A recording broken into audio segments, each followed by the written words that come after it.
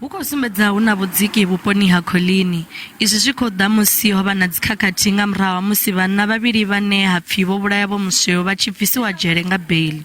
Nga murahu ha tsimbe ya khothe vho Peter na vho Filipo vho waniwa mulandu.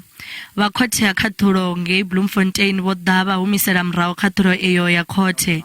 Heyo khothe ya sumbedzisa uri ṱhanzi ya muvhuso ye ya ṱanziela uri avho vhanna vhavhili vho posela nnḓa vho-Mosweu u bva kha goloi ya luṱandale a vho tou tendisea zwavhuḓi.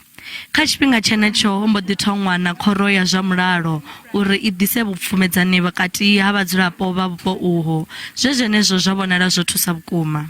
It was many things damaged and they take everything from the shop. But now the situation is all right. Now it's nothing problem. They are doing so many things for the community of Tlhabologang. They are helping a lot. Vhahulwane vha vhupo uho vho sumbedzisa uri zwo dzhia tshifhinga uri hu vhe na u fulufhelana futhi.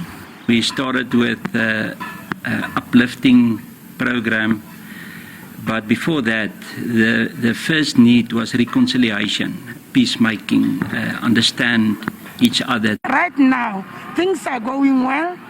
We are related with the white people. It's not like before, where it was a misunderstanding. Fhedzi vha muṱa wa vho-Mosweu vha kha ḓi pfa vhuṱungu nga zwo iteaho.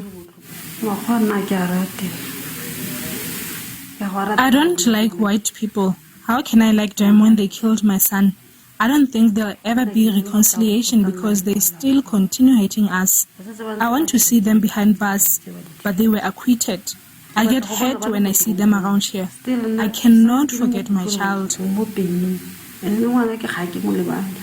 Naho hu na zwinzhi zwo no itiwaho u vhuyedzana vhadzulapo vha vhupo uho, kha vhaṅwe vhadzulapo zwi kha ḓi ḓo vha konḓela uri tshilonda itsho tshi fhole.